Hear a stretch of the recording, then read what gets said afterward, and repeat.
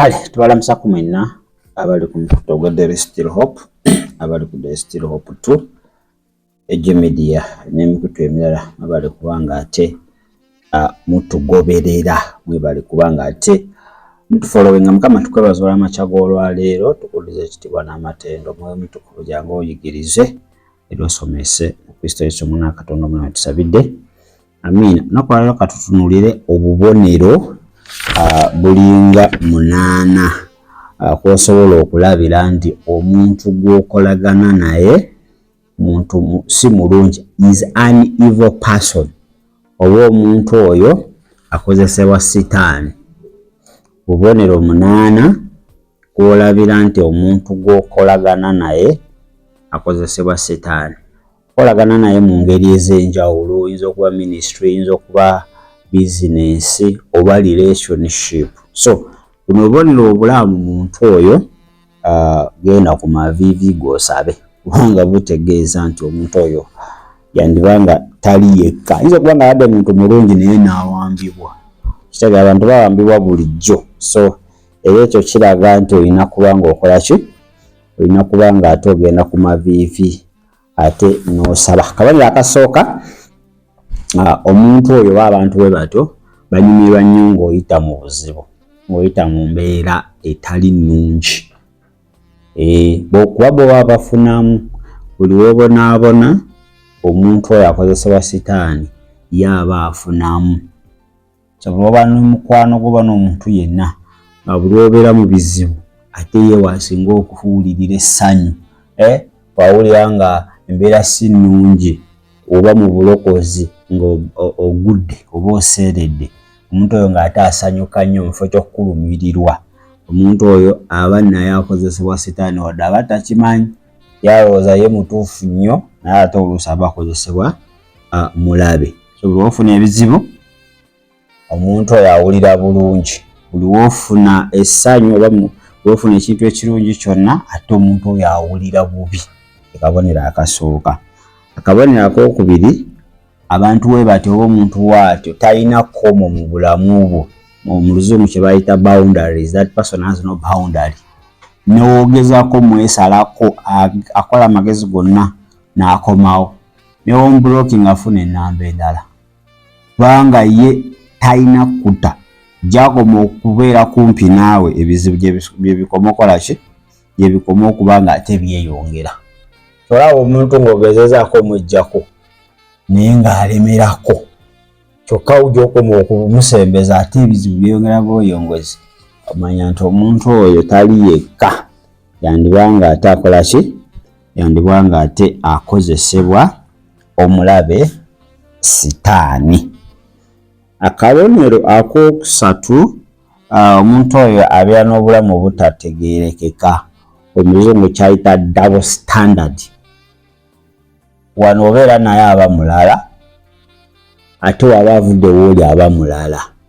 So aba muzibu wa kutegeera enfaaye ng'abantu abamu boogera nti wabeera naawe nti like a relationship naddala ba sister, oyinza okuba mumanyi n'amannya malala naye ng'ate amannya g'amatuufu malala, nti akukweka ekituufu kyali.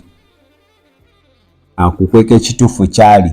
Wano akulaga kirala naye nga tebya siriyasi, omuntu oyo ate abeera kirala. So bw'obeera n'omuntu afaanagana bw'atyo nga alivinga a double standard lifestyle, kubanga abeera mu bulamu bwa biti bibiri, waliwo bw'omanyi ne bw'otamanyi, omuntu oyo ayinza okuba nga ate akozesebwa omulabe sitaani.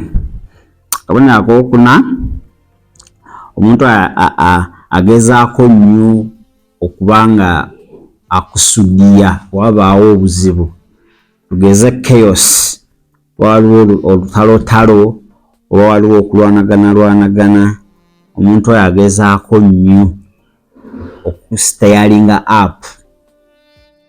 Omuntu oyo agezaako nnyo okukuleka tugambe mu confusion ng'otabuddwa. Tayagala mirembe, tayagala obeere n'emirembe, ayagala obeere ng'otabuddwa, obeere mu ntalo buli ssaawa atankuula entalo gy'oli.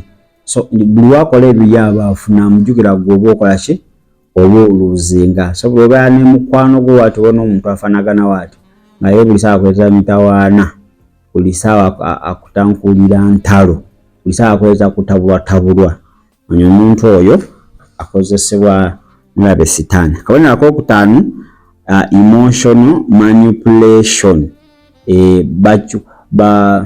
Emotional nti tugeze omuntu awaayiriza ate n'alemerako n'akiraga ne ku face n'agamba wakoze kino n'agamba bannaaye ekyo nga sinnakikola n'akulumiriza n'agamba ekyaddala wakikoze gwe watutte kino gwe wakoze kino naye nga mazima tewakikoze ogezaako okwewolereza naye sitira omuntu oyo alemerako n'akuwaayiriza nga wakoze ekintu ekikola ki ekintu ekifaanaganako ate weekityo. So yaba anyumirwa nnyo nga gwe ate oyita mu mbeera etategeerekeka. Ensonga oba point ey'omukaaga abantu abo nti they help with getting a return, nti waba akuyambye asuubira okubaako kyakuggyako, tayambira bwereere. Omuntu akozesebwa omulabe sitaani. Baba baagala nnyo okuyamba era ofuna ebizibu bwe basooka, naye amazima mu kuyamba kwabwe babaako kye basuubira okukuggyamu. Tubalina muno ba agent, naddala agent omukyalo oyo yayamba buli omu ku social media gw'ayita, naye wakuyamba obulamu bwe tebugenda sigala kyekimu. Abadde yeesobola ogenda kuddira ddala ku zero bangi. Omuntu ono bagezezaako okuba ng'ayamba naye ate bakomekeza obulamu bwabwe ate nga bubi nnyo oba nga buzze wansi ate n'okusinga we babadde. So olina okuba nga weegendereza abantu abafaanaganako weye batyo. Baba bayambi naye akuwa naye ate byakuwadde waliwo ky'ogenda ofiirwa. Izo kuwa ssente naye n'okola loosi nga emultiplyinga we batwe bali. So akabonero ak'omusanvu kwe kubanga they mislead. Bo bawabya buwabya, tebalungamya. Bo omulimu gwabwe guba gwakuwabya mu buli kimu kye bakola. Buli advice gyakuwa ebanga advice naye nga si advice, bakyusa ebigambo, they twist the facts or the word. So bo baba babeera awo era n'omwebuzaako ansa gyakuwa kintu kyonna kyagamba kiba kyonna kigenda kukusuula mu buzibu. Talikuwaako magezi agagenda kukubbulula kuva mu mbeera gy'olimu. Akabonero ak'omunaana nti buli w'obeera n'omuntu oyo oba buli w'omusemberera tomuwuliramu mirembe. You feel strange. Oba boyfriend buli omusisinkana ebizibu ofuna ebizibu, buli osisinkana omuntu ofuna ebizibu, bw'ogenda naye ofuna ebizibu oba ofuna towulira mirembe ng'oli naye, mala kwawukana naye ate n'owulira emirembe. So omuntu afaanaganako bw'atyo manya nti aba yatumiddwa oba akozesebwa omulabe sitaani. Ekisemba they are dishonest oba si beesimbu, si beesigwa, si beesimbu, bali awo batyo. Si omuntu gw'osobola okwesiga oba okwesigamako. Buli wogezaako omwesigamako manya ogenda komekeza ofunye disappointments, ogenda kumalibwamu amaanyi. Weziba sente n'ozimuteresa manya ezo ogenda zifuna. Agenda nakoze kino nakoze kiri naye ate okomekereza nga pulaani zo zonna akoze eki z'obadde obalidde ekintu ekyo zonna azisse. So bwebwo obubonero mwenda n'obulala bungi bw'osobola okulabirako nti omuntu gw'okolagana naye akozesebwa omulabe sitaani. Tugambye akabonero akasooka banyumirwa nnyo ng'oyita mu bizibu naye ate oba oli bulungi bawulira ensaalwa, bakwatibwa ennaku. Akabonero akokubiri tebalina kikomo mu bulamu bwo, buli kimu baagala bakitegeere naye mu kisenge baagala batuukeyo, babagala okumanya salale gw'ofuna n'ebirala. Akabonero akokusatu balivinga double lives, obulamu bwe balimu tebutegeerekeka. Wano akulaga bulamu bulala naye nga ate alina n'obulamu obukweke oba obukusike. Wano osobola okuba ng'otegeera amannya malala naye nga ate eri bamumanyi mannya malala, so akuwa obulamu obuli fake. Ekintu ekyokuna tugambye nti baagala nnyo okuwakula entalo, baagala nnyo okulaba ng'oli otabuddwa, baagala nnyo okulaba nga oli mu bizibu, ng'olimu, so bo babafunamu nnyo. Akabonero akokutaano nti bawaayiriza nnyo, balumiriza n'ebitaliimu abantu abasindikiddwa oba abakozesebwa sitaani mu bulamu bwo.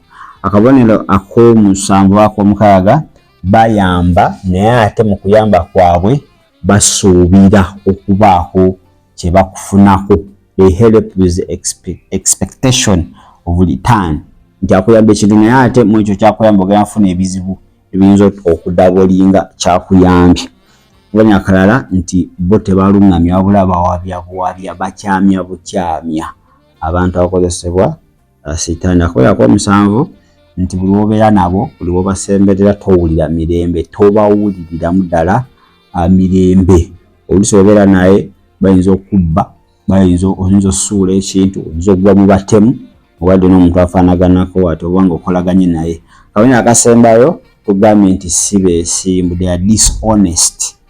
Tosobola beesigamako, tosobola beesiga, si beesimbu bantu ate bazibu nnyo. So obubonero bw'osobola okulabirako omuntu gw'okolagana naye oba omuntu gw'oli naye mu relationship okozesebwa ate omulabe sitaani. Baagala nnyo obala okuba nga ate mutuuliriza ku sitaani era obulungi.